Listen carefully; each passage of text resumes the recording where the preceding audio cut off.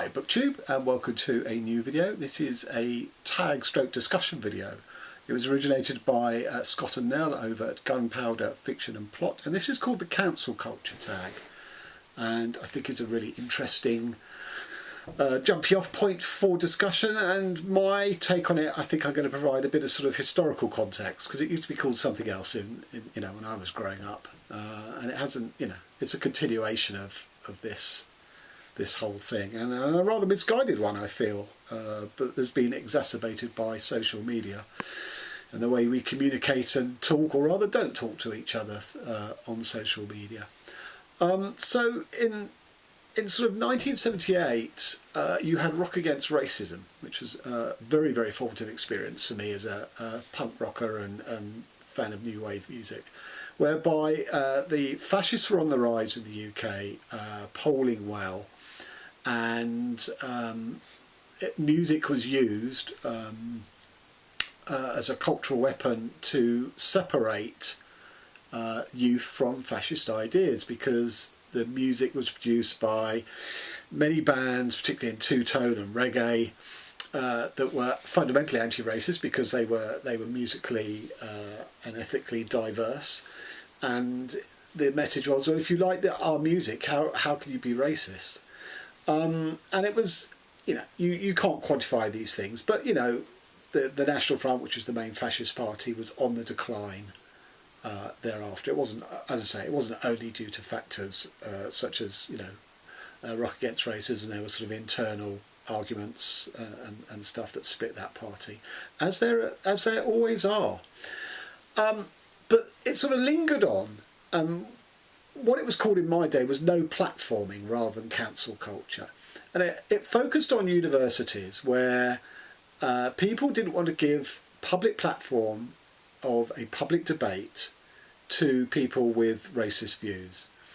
And at the time there was a high up member of the British National Party, which is partly what the National Front had become, who was in attendance at a polytechnic, which we now call university, in London as a student, and was using his sort of basis of being at that university to try and sort of, use the platform to promote his views. And this was, opposed mightily. But we called it no platform, and it was no platform for racist views to be heard publicly.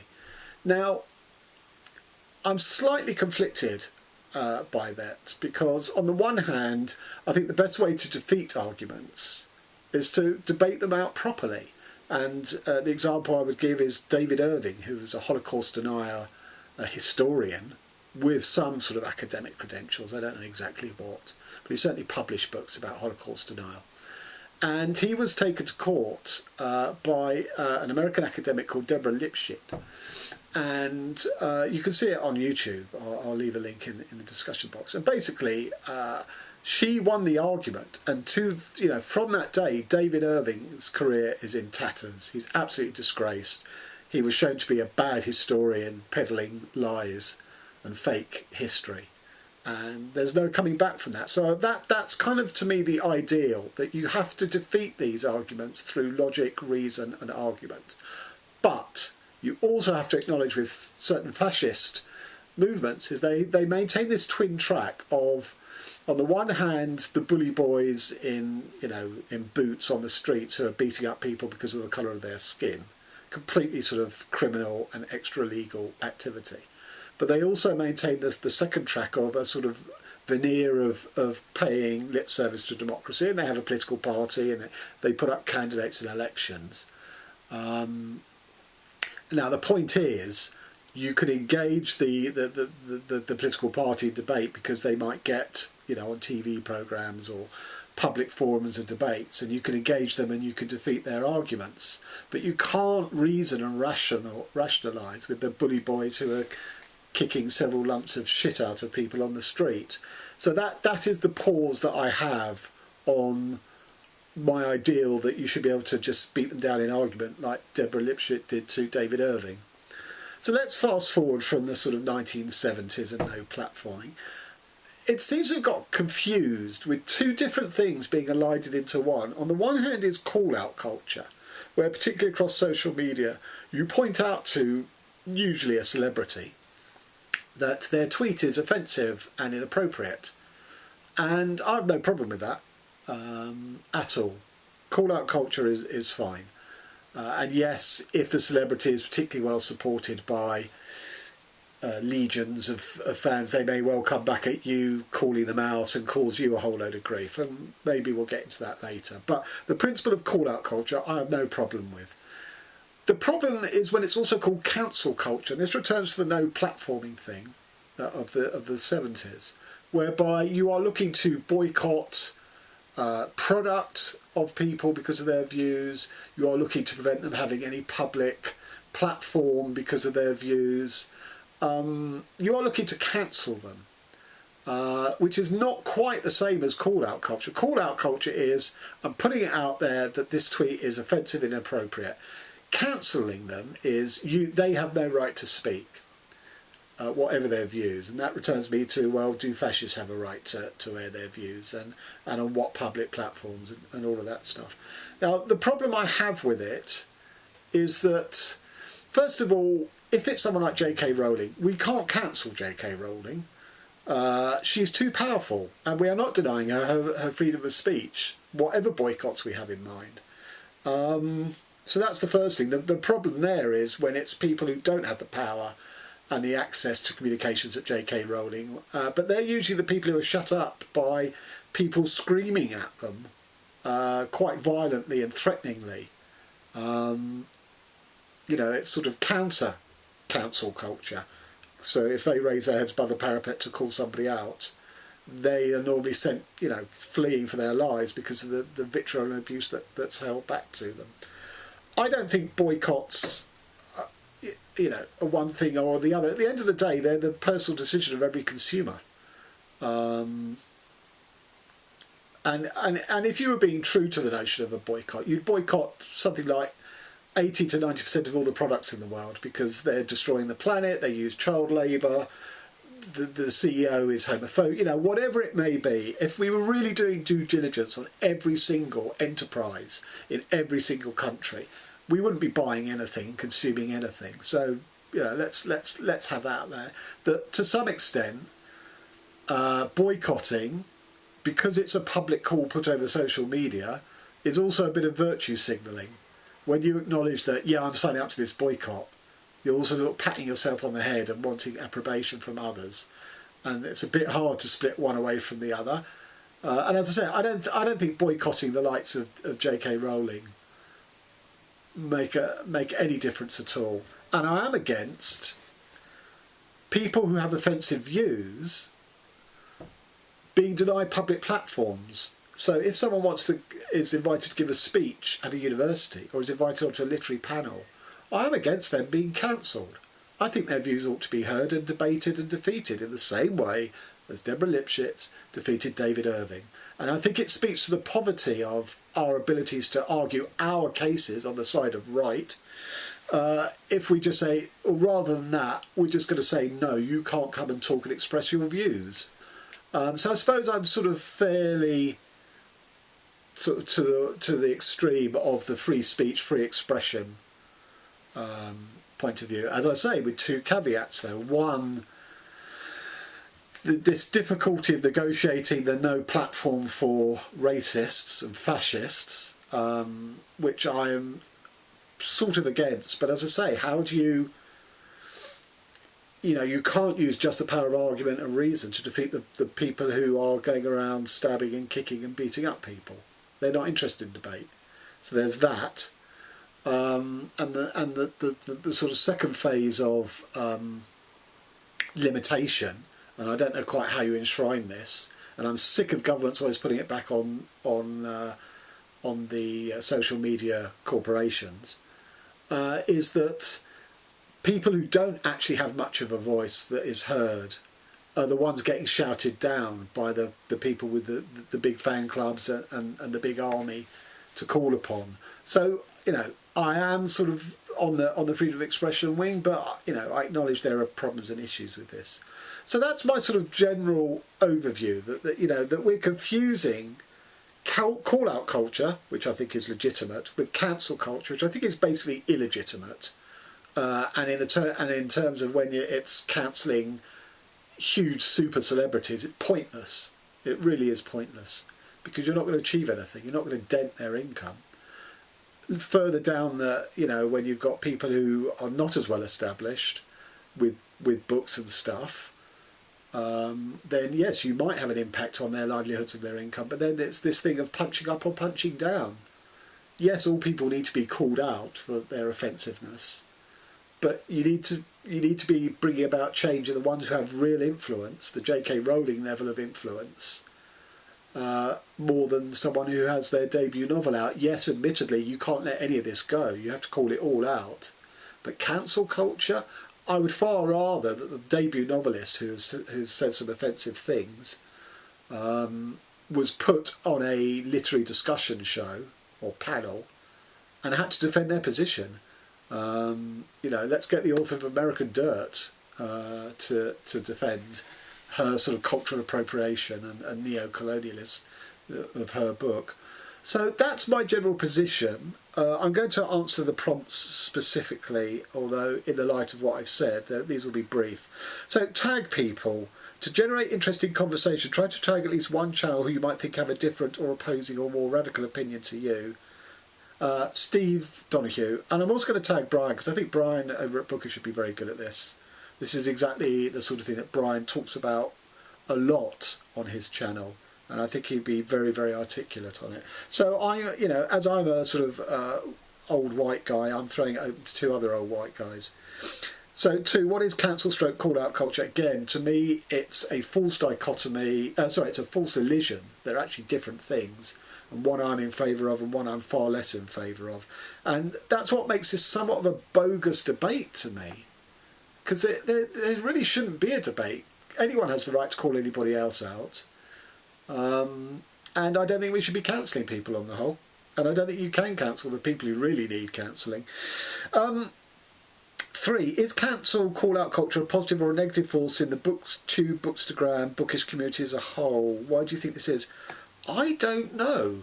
I'm not really aware of, apart from American Dirt, I'm not really aware of any, and the whole J.K. Rowling thing, I'm not really aware of how it sort of moved through the Booktube community. The whole point about the J.K. Rowling debate is that it's not a debate. It's two sides screaming at each other, and no one is prepared to listen to the other one, let alone give an inch. So it's not a debate. It's just tribal nailing your colours to the flag on both sides. 4, from mixing fabrics to involuntary cannibalism, what transgressions would you boycott an author over? Involuntary cannibalism. Well, that's Shakespeare when he bakes the children in the pie, isn't it? Anyway, I don't know that I have any. It's a case by case, book by book basis. There's a later question, I think, that I've only ever boycotted one author, and it wasn't because of, I found him offensive, but not in the usual regions of offensiveness, being racist or homophobic or anti-trans or a misogynist. I found him offensive to struggling writers, and that's Jonathan Franzen, who I do boycott. But I've mentioned it in a couple of videos, but I don't want to signal, but it's not even virtue signalling, because no one else cares about me boycotting Jonathan Franzen. There's no movement to boycott Jonathan Franzen. And I think it's fair if you want to come across to me and sort of say, well, you'll boycott Jonathan Franzen because your nose is out of joint as a writer, but you won't boycott racists and misogynists and all that sort of stuff, which is a fair comment, but I don't think I actually read. I mean, I'm not aware of great art being produced by someone who is a racist. I've not read Celine. I do own a book by Celine, but I haven't got around to reading it yet. But on the whole, great art is not produced by people with small minds, and small minds are generally shown by intolerances. So that's kind of my view on that. 5. What does boycott mean to you? Not buy, not read, not promote, all 3. How do you boycott? Does this depend on the transgression offence? As I say, I think it's pointless, really. I don't, other than Franson, I haven't boycotted anything or anybody. And also it shifts the realm from an ideological debate, which is a battle of ideas, to a consumerist thing, which is always the lowest common denominator. What books or authors, if any, that you would have otherwise read, do boycott? As I say, only Franson. When does boycotting a book or author become cancel culture? Are the two even related? You see, I don't think they are. Because, as I say, I don't think you can successfully boycott an author so that they're not read, unless it's a small author. Goes back to my, to me, it's all about calling people out, which I think is fundamentally legitimate. And that is I understand the need to sort of try and organise a boycott. I don't agree with it, I don't support it, but I'm not going to say don't do it. I just don't think it's very effective, and I certainly don't think it's the right taking of a call-out culture to the next level, for the reasons I've given. Boycotting is an attempt at cancel culture, so they are the same. But to me, that's not the actual debate. The actual debate is addressing offensive expression, and you can't cancel offensive expression. You have to debate it, unless it's being cited by someone who's kicking your head in on the street. See earlier answers. 8. How do you think power, money, size of audience, influence, etc. affect who is cancelling and who is being cancelled? E.g., can a small booktuber cancel a best-selling author? No. What about a large booktuber and a tiny author? Yeah, absolutely, and I think that's wrong. I think the booktubers should try and get them onto their channel in a Zoom debate. How do I think power, money, size of audience? Well, that is important, because, as I say, the difference between punching up, which I think most people would laud, and punching down, which is scapegoating, bullying, easy target, all that sort of stuff. 9. Do you apply the same standards to booktubers you watch? Have you ever called out, confronted, privately messaged or unsubscribed for somebody over their opinion?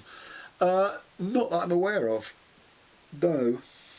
Because I haven't seen a video that would prompt my offence to that degree.